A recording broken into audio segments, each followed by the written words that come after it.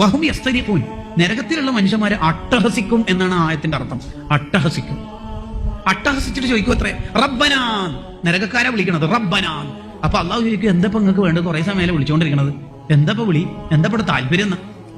What you want? നിങ്ങൾക്ക് എന്താ ആവശ്യം? അഖ്രിജ്ന, ഒന്ന് നരകത്തുനിന്ന് പുറത്തെടുക്കാവോ?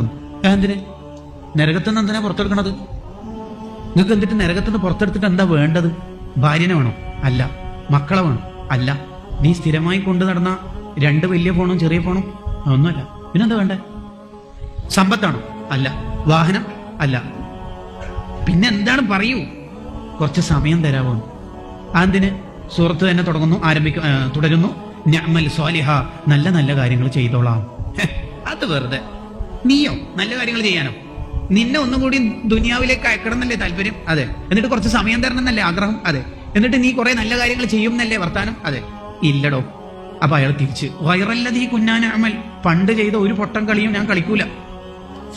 9 മണിക്ക് ഉറങ്ങും, ഇശാൻസ്കരിച്ചോട്ടിന് ഉറങ്ങും, അങ്ങനത്തെ പൊട്ടം കളിയൊന്നുമില്ല, ഞാൻ എന്തായാലും നന്മ ചെയ്തോളാം.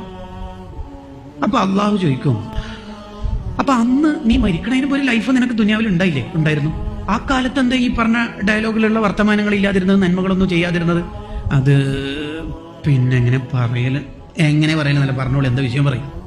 അത് ഞാൻ പെട്ടെന്ന് മരിച്ച ആളായിരുന്നു, ഡിഗ്രി ഫൈനൽ ഇയറൊക്കെ കഴിഞ്ഞ്. ശരി. എത്ര വയസ്സിലാണ് മരിച്ചത്? 21-ാം വയസ്സിൽ പെട്ടെന്ന് ഒരു അസുഖം വന്ന് മരിച്ച. അങ്ങനെ. നീയോ?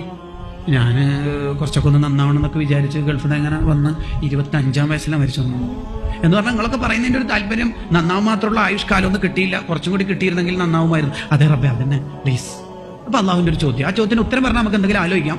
ചോദ്യം ഇങ്ങനെയുള്ളൂ, അവലം നുഅമ്മിർകും മാ യതദക്കറു ഫീഹി മൻ തദക്കർ വജാഅകുമുൻ നദീർ. സാർ എത്ര വയസ്സ് പറഞ്ഞേ? 21. യു 25. 18 വയസ്സുള്ള ആയിരക്കണക്കിന് ചെറുപ്പക്കാർ സ്വർഗത്തിലുണ്ടല്ലോ, പ്ലസ് 3 കൊല്ലം നിനക്ക് കിട്ടിയിട്ടുണ്ട്.